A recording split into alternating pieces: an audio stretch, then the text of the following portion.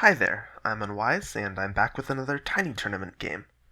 Our opponents this game were Pra, playing Imperius, and Unscripted, playing Hoodrick.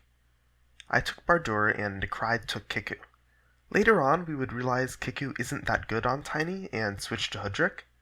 This game, though, I had Necryde directly next to me, and decided to take an Explorer to get Fishing turn 0. We're on a 3-city island, which is a great spawn for a water battle on a tiny map. Necryde has a whale in his 3v3 and a ruin not far out in the water, so all in all we look pretty good already. I went ahead and rushed towards the second village, and Necryde moved to meet me. For some reason he doesn't have a screenshot for turn 1, but I did have to tell him off for stepping on my resources, which delayed my upgrade to level 3 by a turn. He moved back and saved for sailing into port, and I captured and leveled my second city, snagging the whale. Necryde ports his first warrior, and I save for sailing into port. Necryde gets another warrior, and I get on the water. Necryde gets navigation and moves on to the ruin, and I get a second port to level, saving for navigation next turn. Here we suddenly see an Imperius border, suggesting we're finally going to meet our opponents. Necryde also gets Aquatism from the ruin, a nice touch in a game defined by naval combat. He moves on to Imperius's vision and ends his turn. I get navigation and follow him up to pressure Imperius.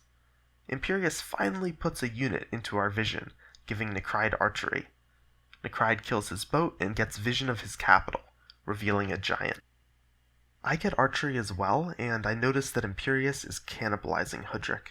This is a very smart play, in my opinion, and not only because it means Necryde and I won't get attacked from Hoodrick. It has the potential to allow Imperius to defend all 3 of his villages against both of us, keeping up in economics and unit production. Imperius's giant kills off one of Necryde's boats, and Necryde begins the task of whittling him down. For my part, I continue to kill off Imperius' boats, move on to the ruin, and get my first giant.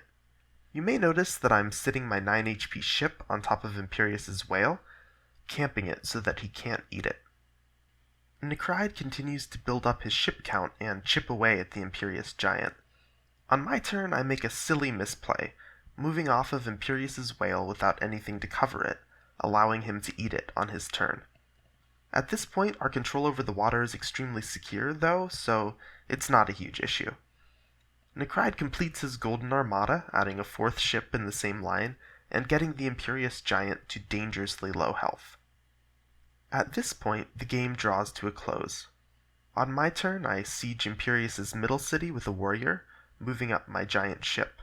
With no real options, Imperius is forced to boat his giant, which Necryde easily steps back and kills. On my turn, I decide it's time to end things, and after capturing Imperius's middle city, I go ahead and siege the old Hoodrick capital with a giant. I also cover 3 out of 4 visible shallow water tiles in the Hoodrick capital 5x5, with the intention of preventing a giant pop on the city. Interestingly, Imperius managed to squeeze out a giant battleship in the middle of this, but it's too little too late, and he resigns. Apologies for showing yet another game that was pretty one-sided, but I thought I'd get these first 2 out of the way quickly.